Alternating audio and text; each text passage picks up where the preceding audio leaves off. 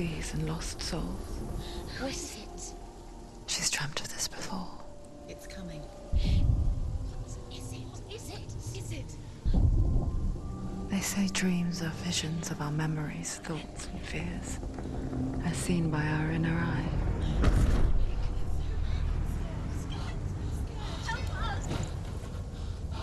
But what if each one of us is always dreaming, even when awake? And we only see what our inner eye creates for us. Is this what hell is? A world shaped by Senua's nightmares. Maybe that's why people fear seeing the world through her eyes. Yes, she's scared. Because if you believe that Senua's reality is twisted, you must accept that yours might be too.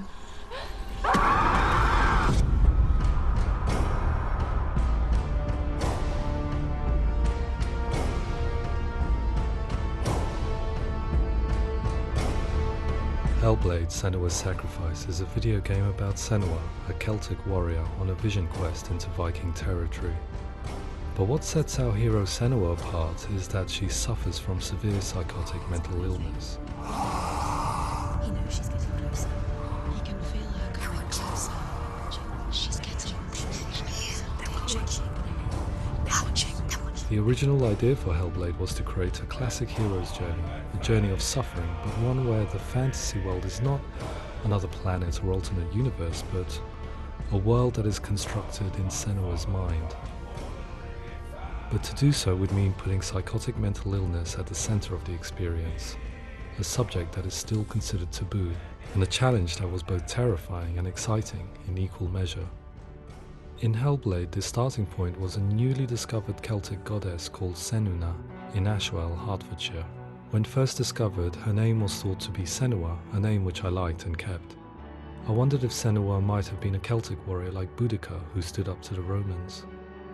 While the Romans had conquered all of Europe, there was a group of Celts up in the furthest reaches of the Roman Empire that could not be conquered, the Picts.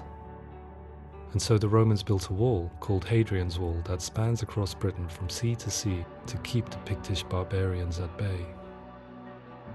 The Picts were known for their war paint, painted on with woad, and their matted hair clumped with lime. And so Senua would be a barbarian Pict in this image. What's your name? Senua. I haven't seen you before.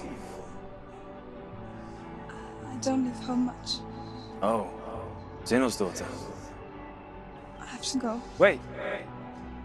Orkney is off the coast of Scotland and was inhabited by the Picts, steeped in history and mystery, and so I made Orkney Senua's home and set the stage for a crisis.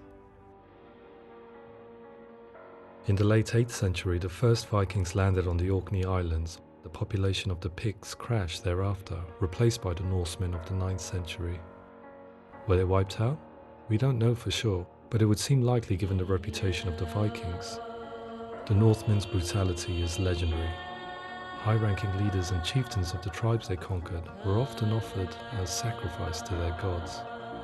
The most brutal of these sacrifices was known as the Blood Eagle. I imagine Senua as a young female warrior who returns home from exile to find her partner, Dillion, brutally sacrificed to a Norse god by these hellish warriors from a faraway land. I imagine the horror of this moment and how it would have dragged her deep into mental torment.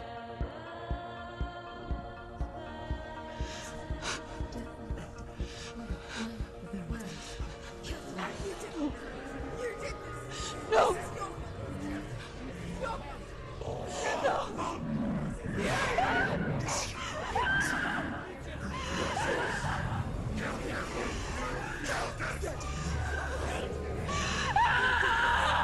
I came to learn that the Celts had a sophisticated and nuanced perspective on the nature of mental disorder. One term they used was gelt. A gelt is a man or woman who has been driven mad by a curse, battle trauma, or grief. The gelt would take to a life in the woods in search of penance, punishment, and purgation. And so Senua became a gelt, cursed by darkness, looking for redemption in the wilds. Another word the Celts used in reference to mental disorders was druth, meaning fool, or Liar. one who utters the words of God. They tell of the mad sinner who flees battle into exile and takes on a beastly nature, growing feathers on his body. The character called Druth in Hellblade is based on a little-known person called Findan, an 8th century Irish Celt who was captured and enslaved by the Vikings, but eventually escaped to Orkney where he became a monk. I will tell you my stories of hell, if I may walk with you. Upon meeting Senua, it would be his stories that fuel her quest deep into their world of gods. The Northmen say the world will come to an end. The sun will grow black, the earth will sink into the sea, the stars will disappear, fire and water will meet, flames will play against the sky, the heavens and earth and all the world will be burned, all the gods will be dead, and the warriors of Valhalla and people everywhere. Senua, prepare yourself for Ragnarok, for it is nigh. So the stage was set for a new adventure, a journey into the Norse underworld called Hell, a vision quest fueled by madness and myth, a fantasy that was created by Senua's own mind, and one that we would experience through her eyes. This is your mission. This is your quest. There is nothing else left. To make a game about a warrior with psychotic mental illness as its central theme was fraught with danger. Mental illness, such as psychosis, is still taboo and rarely acknowledged in a century of cinema, never mind the new medium of games. Where it does feature, it often conflates psychosis and psychopathy associated with a lack of empathy. It is unfortunate that these two words sound so similar that they are used interchangeably in media. I must admit that I didn't have to look very far to discover my own ignorance of the subject. So we reached out to Paul Fletcher, psychiatrist and professor of health neuroscience at University of Cambridge. Psychosis is a descriptive term, and it refers to having a loss of contact with objective reality. So it's characterized by two main sets of symptoms. One of them is hallucinations, where somebody experiences perceptions when there is no actual objective thing out there to perceive. You're already dead. Who are you? And the other is delusions, where somebody comes to very often bizarre, unpleasant, frightening beliefs when there's no good evidence in favor of them. There's no doubt about it. The source of the darkness is in Helheim. And the goddess Hela holds his soul there. We reached out to Welcome, a biomedical research charity that spends billions on research and awareness programs aimed at improving health. Mental health hasn't always been presented in the media in a way that is particularly helpful. It can be challenging to engage people with the subject matter, and there are a lot of preconceived ideas about mental health, and particularly schizophrenia and psychosis. So we hope our support allows the team to continue to collaborate with Paul Fletcher and with those who have experience of psychosis to create a game that provides a fresh perspective on the condition and allows audiences to engage with it in a way that just wouldn't be possible in any other medium. What started out as a brief consultation convinced me that we were only scratching the surface of an immensely deep and interesting subject that could enrich and change the very nature of the game. That's cool. Thanks so much for coming in. Pleasure. Thanks. It's really interesting for me. I'd love to be involved. I think it's fascinating. Absolutely. Our understanding of psychosis is still very much a mystery, and ways of treating it are still primitive compared to physical illness. After all, it is easy to see the pain and suffering caused by physical diseases or physical trauma. It is not so easy to see the mental suffering and trauma of severe mental illness. But what if we could find a way to see it? Games are capable of drawing you in for hours on end, playing the role of a character who is different from you, experiencing their perspective, and actively involving you in a world that functions with a different set of rules. That voice is not a kind voice. That voice calls you to your death. It's an evil voice. If we were to represent Senua's psychosis, we would have to simulate voice hearing, a common attribute. But how can we simulate something we have no first-hand experience of? Professor Charles Fernyhough, a leading expert in voice hearing from Durham University, offered his help. Hearing voices is an experience that is usually associated with severe mental illness, and crucially we know that hearing voices is a part of ordinary life for many people who don't meet the criteria for mental illness. Yeah. Oh, that's not him in real life. We know voices vary according to where they appear in space. Voices can appear far away in the distance, they can appear right there in your ear, they can seem to be coming from inside your head. Based on the information Professor Fernie Ho provided, I put together a sound brief and invited some actors to the studio. We recorded the actors using a binaural microphone, which records the 3D spatial position of sound, replicating the way sound is heard by human ears. It gives you an incredible sense that the person you are listening to is right there beside you. Can't see where she's going.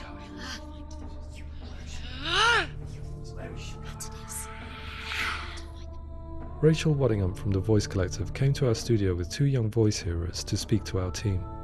We talked at length about their experiences and they listened to our tests, giving us feedback on how we could improve on it. Everyone hates her.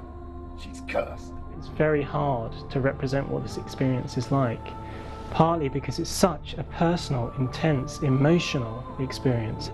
It's testament to how Ninja Theory have been listening to what the researchers are saying, but also, crucially, listening to the experts by experience. What they've come up with is so compelling. It's by far the best representation I've heard of what these experiences are like.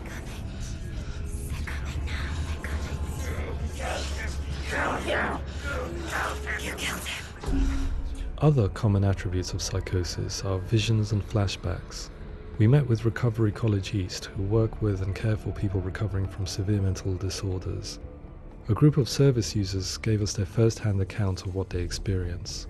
Sometimes when the visions or what we're seeing is too much, we become small until eventually we practice don't see anything. The people we spoke to, the stories they told, were fascinating, harrowing and mind-boggling. The reality of what people experienced was vivid, far exceeding what I could possibly have imagined. We went away itching to represent some of these visions and flashbacks in the game. Hands will know my heart is so, love is so far away. Don't you know how I wanna feel deeper? I could never know how you grow, all these days are killing me. Now I see deep in me insanity does unfold. I just wanna feel deeper, deeper. I just wanna feel deeper, deeper.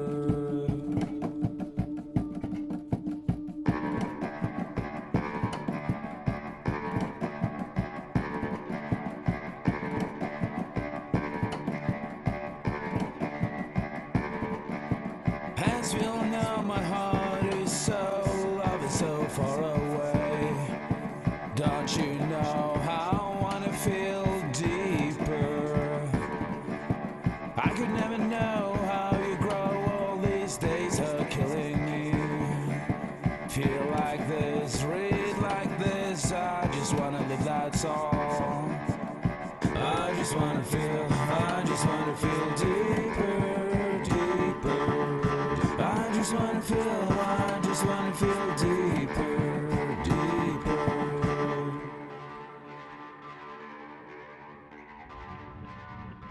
To refine our work, we continue to hold meetings with Recovery College East over the course of a year and a half, showing them what we had achieved so far and refining the in-game representations based on their feedback.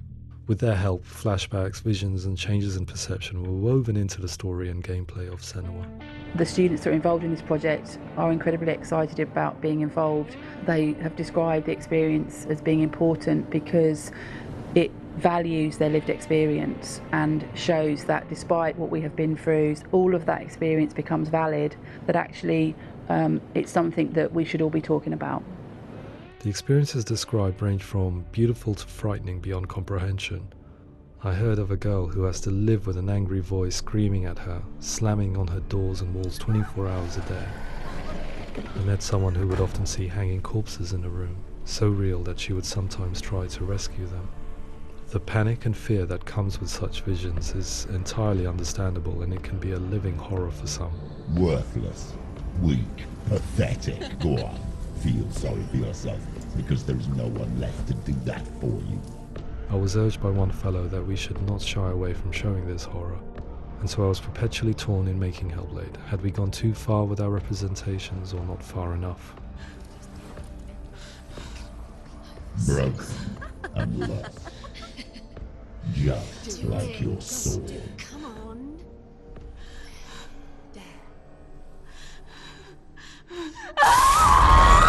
In some ways, voice hearing and visions were the low-hanging fruit, so to speak.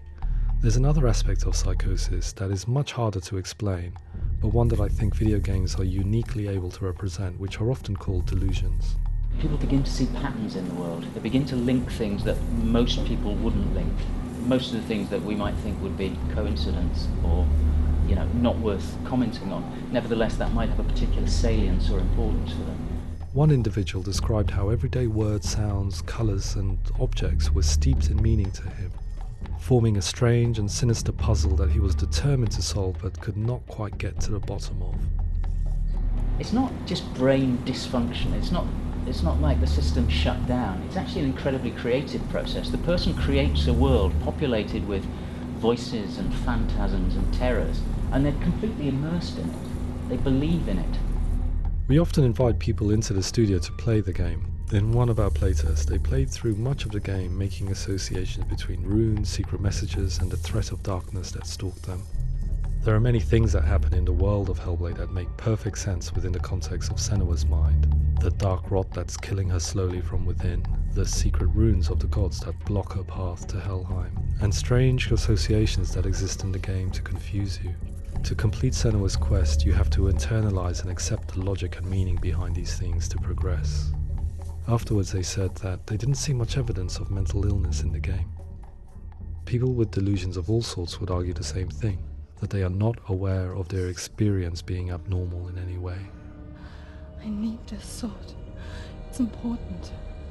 Representing perception changes and thinking patterns within Hellblade gives us a set of symptoms common in psychosis. But people with lived experience were keen to emphasize another point, that it is wrong to define a person by their symptoms. Quite often, the illness comes not from the symptoms, but from the stigma, isolation and mistreatment that comes about from the rest of society.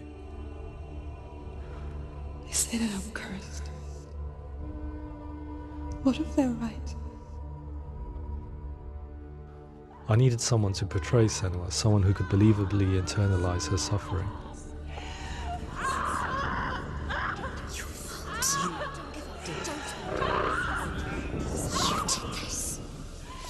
Melina Jurgens, our video editor, had been a stand-in for Senua over a few months while we perfected our motion capture techniques. Without realizing it, she had already auditioned for the role, and I knew her well enough to know that I didn't have to teach her to act, but to relive her own internal pain.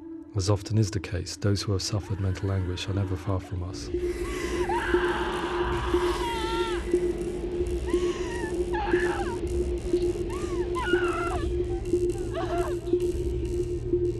My hope is that by creating a compelling and aspirational character in Senua who feels very much real, albeit in a fantasy setting, we can provide a lens into her reality, a different one to yours, and this is where storytelling comes into play. I imagined her life based on common threads in real people's lives. She was always prone to psychosis as a child. Her mother Galina also heard voices and had visions, so perhaps there was a genetic aspect. Or perhaps it was cultural, as she lived within a world without science, of gods and a superstition, as exemplified by her druid father Zimbal. Psychosis developed in her late teens to early 20s and was exacerbated by stigma and isolation at the hands of the clansmen and her father. This darkness. It's spreading. The trauma of seeing her lover Dillian sacrificed tips her over the edge, making her remodel her reality around a concept that connects everything: the darkness. So the question, is what Senua experiences real? Can only be answered by saying, yes, it is real. It is her reality. All of her suffering will have been for nothing. It's just a matter of time.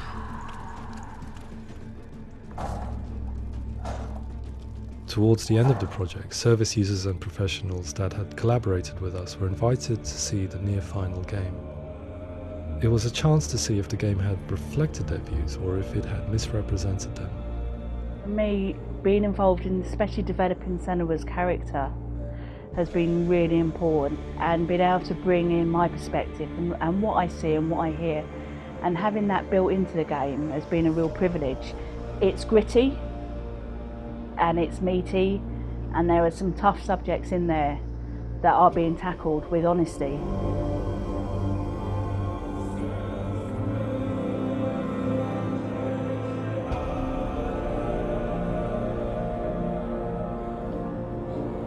I was blown away by it today, absolutely blown away. It was just fantastic to get the opportunity to use our lived experience in a very creative way. There's nothing tokenistic about the work we've put in. It feels like we've been listened to, things have been taken on board, and I think there was a lot of realism in the game itself, and it feels very authentic.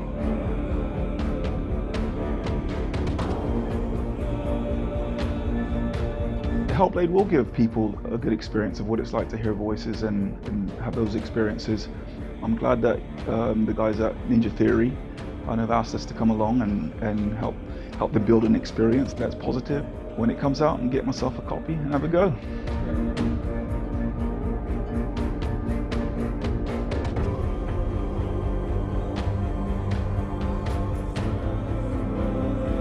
I think all the way through I was really inspired by how the conversations have translated into the game in a way that I think I didn't imagine was possible. So wonderful, really wonderful.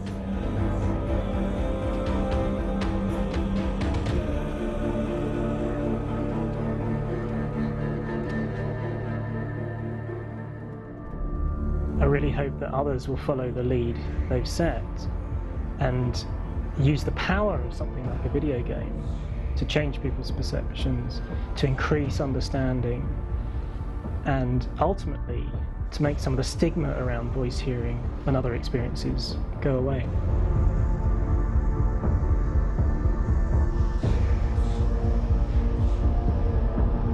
For me, it was really exciting to see something that I explore scientifically being represented so beautifully in a character who's trying to penetrate the mysteries of the environment in which they've been placed, with all of this strange uncertainty and noise and conflicting information that they're getting. I'm very excited by this way of trying to represent mental illness, because I think it actually might be offering us insights that we wouldn't get from pure scientific explorations, and actually giving us quite an empathic view of what it might be like.